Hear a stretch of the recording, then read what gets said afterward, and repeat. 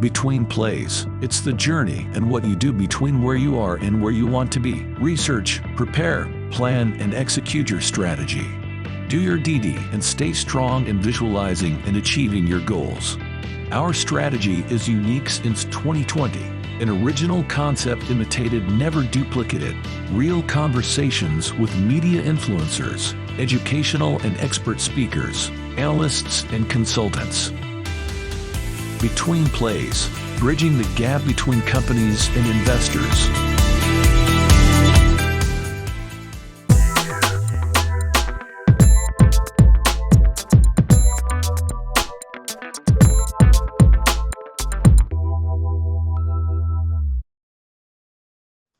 Hello, everybody, and welcome to Between Plays Stock Market Strategies. Today we have with us Dan Thompson of Thompson Capital.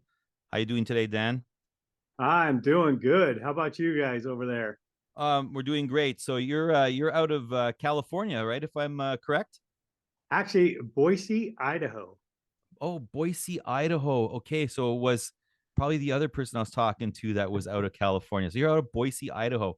What's the weather I'm a like? homegrown. I'm a Californian. I'm a grown California, but I left California in about 1990. So I've been here a while. You've been there a while. You know, I'm just see like all the light in the background over there, and it looks like it's really sunny because I was noticing at the windows over there before.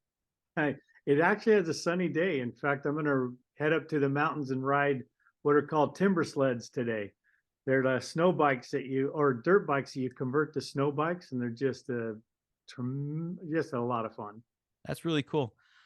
You know, Dan, so when we reached out to each other, all right, it was really interesting because, you know, we're learning about each other and stuff like that. And then I was like, wow, this guy's really interesting. You know, you fall in line with my types of belief. All right. And this is why I created Between Plays, is for, you know, these types of conversations, like really real and true and honest conversations. And I just like for you to be able to give a little bit of your background before we get into the why, you know, I really wanted to do this interview. Can you just speak a little bit about your background? Yeah, when I was 15 years old, I was riding around in a car with my dad, and this guy that he was his friend, his name was Dave. Just made a lot of money, and I didn't know how he did it. And when they were talking, and all of a sudden he tells me, or he tells my dad, as I'm eavesdropping in the back seat, that he made $30,000 that month in the stock market. And I'm like, and this is 1975, 76. I'm an old dude. That's big And money. That's big money. That's a lot. That's worth more than what it is today. That's for sure. It's a lot of money. yeah, I'm working for a landscaper at 250 an hour, and this guy's talking about 30,000 in a month. Yeah. So literally, so from 15 years old on, I said I got to be a stockbroker, and so and that's what I did. I just set my sights. In the early when I got into my 20s, I just started begging companies to hire me, and I didn't have my college degree and didn't go through the normal way, and so I just couldn't get much attention. But finally, I got one company. I just said, "Look, I promise you, if you just hire me, I'll be one of your best." And they said, "Okay, we'll give you a shot." They gave me like these 6 tests to kind of check out my, ability to learn. And anyway, worked out great. Jumped in there. 18 months later, I'm the number one guy, and I decided, this is great, but they're kind of controlling me. So 18 months later, I opened up my own brokerage firms, and I grew them to 5 offices and about 65 advisors.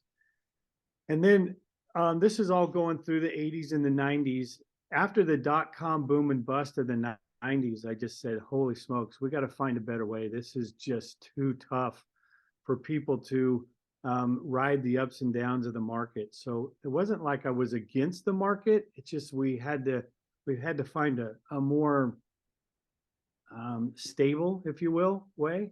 Yeah. So yeah, about the right after the dot-com boom and bust, we started working on these more conservative, safer strategies, if you will. And that's what's led us to where we are today.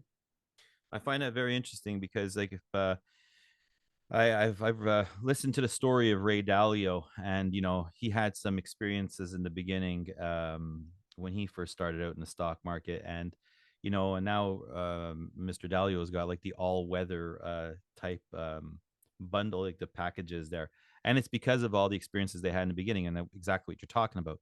But I'd really like to talk about your book. You have a very interesting book that you have out there. It's called The Four Keys to Building Wealth. And naturally, it's we can download this on this, I guess, software or something called Designer, or an app called Designer, and Yes, it'll just download to any device, and it's free. exactly. You're offering this free. That's very nice of you. We're trying to get the word out. We've got a better way. We need everybody to know about it. It's very cool, very cool. While I was reading this book, and this is where I was saying earlier that I found we fell in line with each other and what I'm trying to do here. You spoke about four key points, right? Which is time, compounding, leveraging, and tax advantages. Can you get into a little bit of each point? I mean, just so that way people can understand, why are you bringing these four key points that people should be paying attention to? Oh yeah, I'd be happy to. So let's just talk first about time. I think probably the most key element there is none of us know how much time we have, right? Yeah, it's true. So true. Some of us unfortunately leave earlier on this planet than others, but we just have no idea.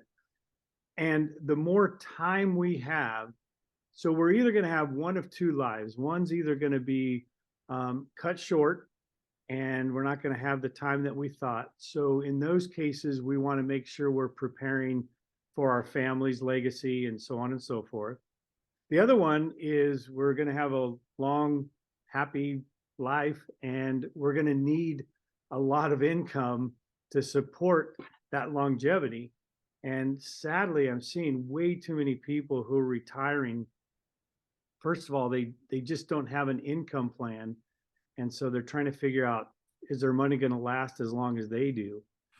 And so we got to kind of plan for two lives, and that's kind of the time element there. That rolls very nicely into the compounding.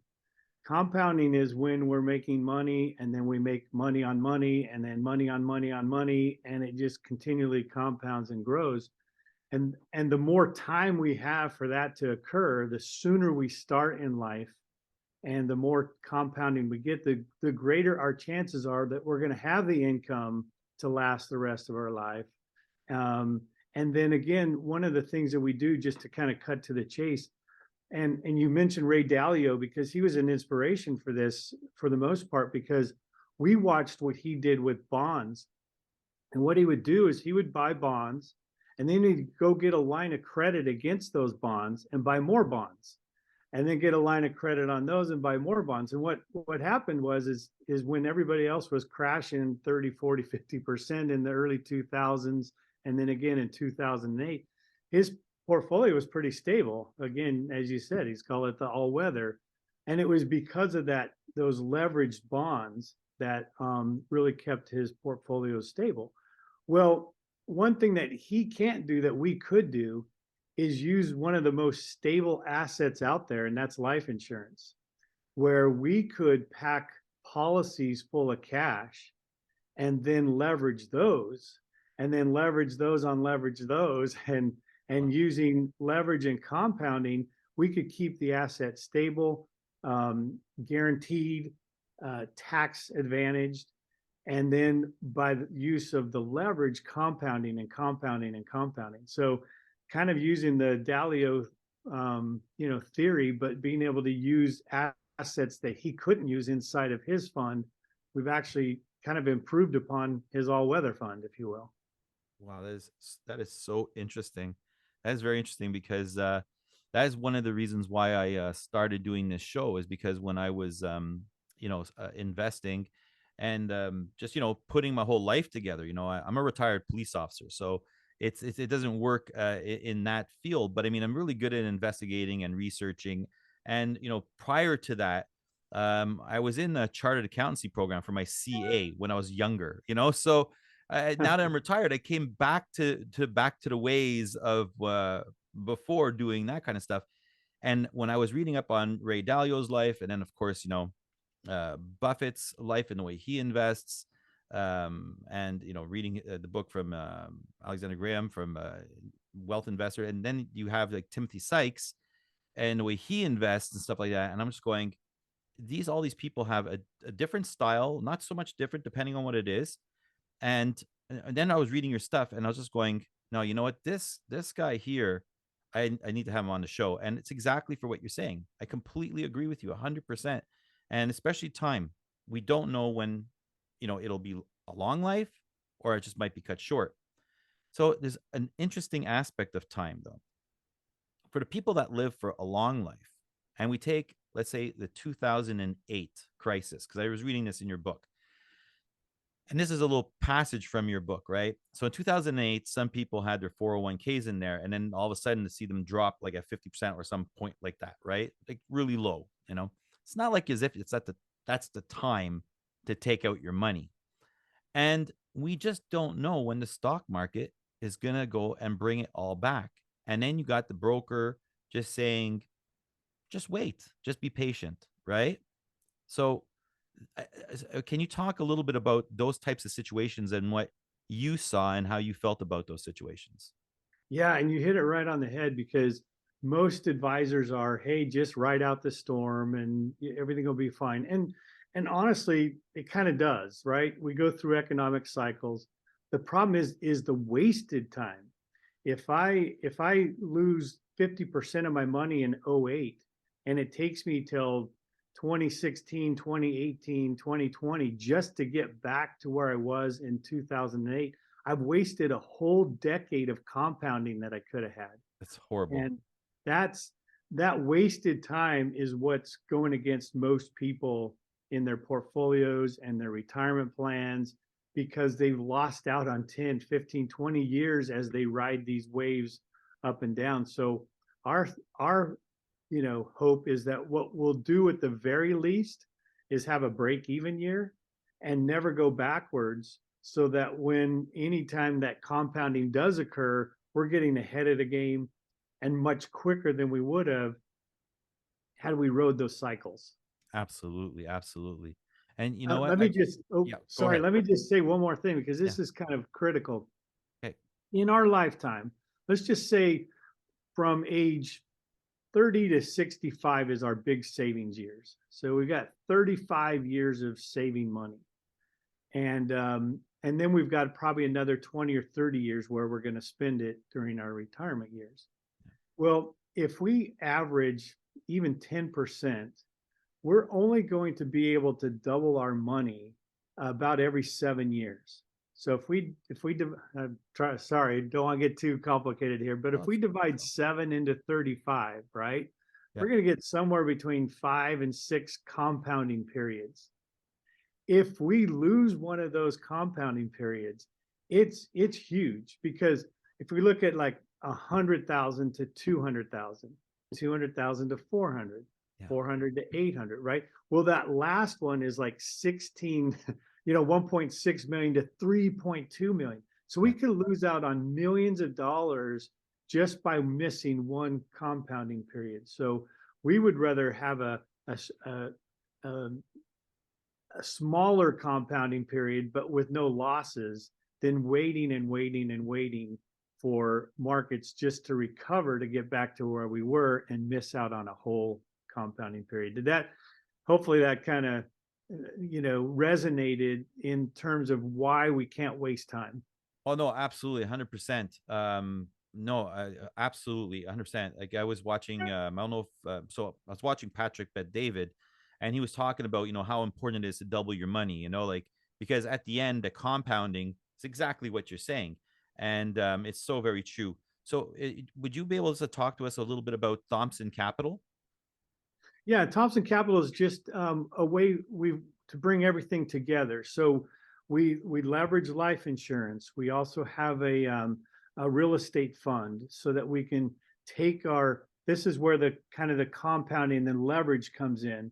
leverage is a way to take a very safe asset and to use those assets via a line of credit to get into other assets, and then to use those assets to get into other assets. It's just it's both the compounding and the leverage that really builds our wealth. And so we've built a real estate fund so that we can take our money from the life insurance, use a line of credit to get into real estate.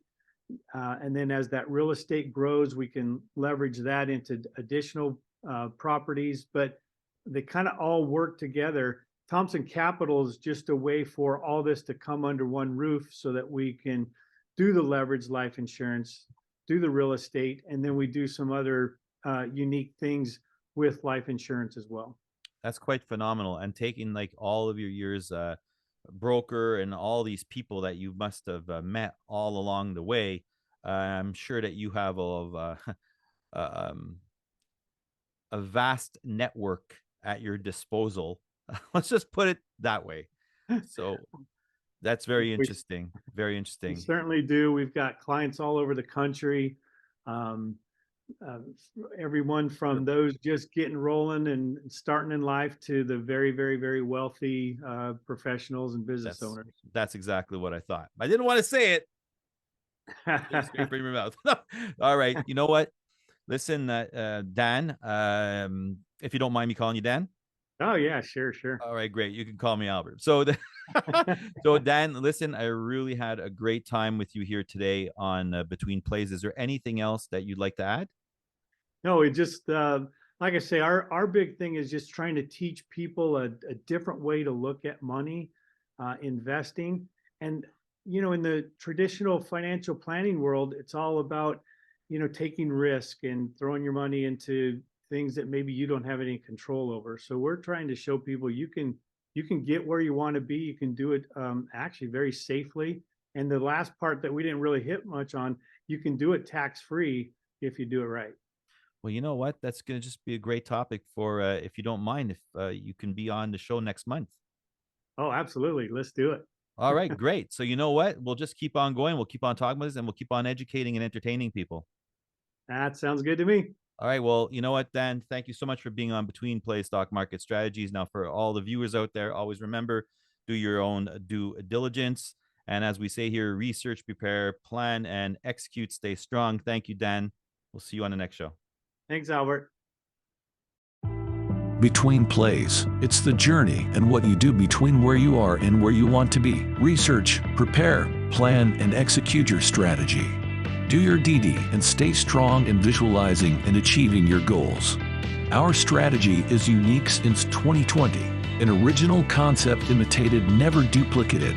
Real conversations with media influencers, educational and expert speakers, analysts and consultants. Betweenplays, bridging the gap between companies and investors.